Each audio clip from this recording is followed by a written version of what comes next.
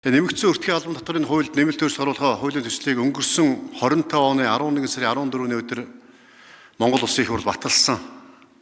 Завг хуулиараа нэмэгдсэн өртгийн албан татварын урамшууллын буцаа олголтыг одоо 20% шатлсан хэлбэрээр нэмэгдүүлж 100% хүртэл одоо буцааж олгох зохицуултыг бид нэр хийгээд 2026 оны 10 дугаар сарын 1-ний өдөөс үйлчлэхээр байсан одоо ингээд хүчингү болж болох гэж байгаа. За энэ ч бас цаг нөхцөл байдалтай холбоотой.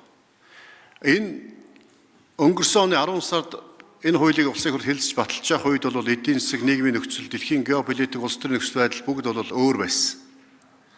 Он гарснаас хойш 2 сараас хойш мэдсэндээ ойрхот орнод үүссэн одоо геополитикийн нөхцөл байдлын ор музын хоолойтой холбоотой шалтгаалan одоо бараа бүтээгдэхүүний үн, бензин шатхууны үн одоо маш огцом нэмэгдсэн.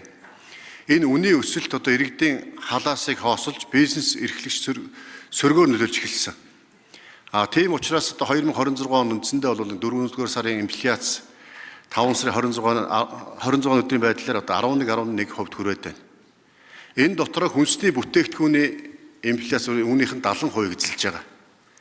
Тийм болохоор одоо бид хүн бас үнэхээр энэ инфляцтаас онцгой анхаарах хэрэгтэй. Инфляцт хамгийн хүртэж байгаа иргэд бол бага орлоготой иргэд маань байгаад байгаа. Бага орлоготой иргэд.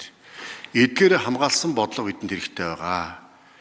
Өчигдөр бас үндэсний худалдаа аж ахуйн тангим дээр очиод бизнес эрхлэгчтэй, татвар төлөгч нартай, баялаг бүтээгч нартай ажлын байр бий болгож байгаа аж ахуй нэгжүүдийн удирдлагуудаа уулзж явахд бол нөхцөл байдлыг үнэхээр хүнд байна гэдэг ярьж ил нүдэрээ би сарлаа ч ихээрээ сонслоо. Бизнесний орчны судалгаа бол тийм сайн биш. Бизнес эрхлэх итгэл үнэмшил буурсан, ашигт ажиллагаас саарсан ийм үзүүлэлттэй байгаад байна. Тийм болохоор тодорхой бодлогын арга хэмжээг авах бидний шаардлагатай байна.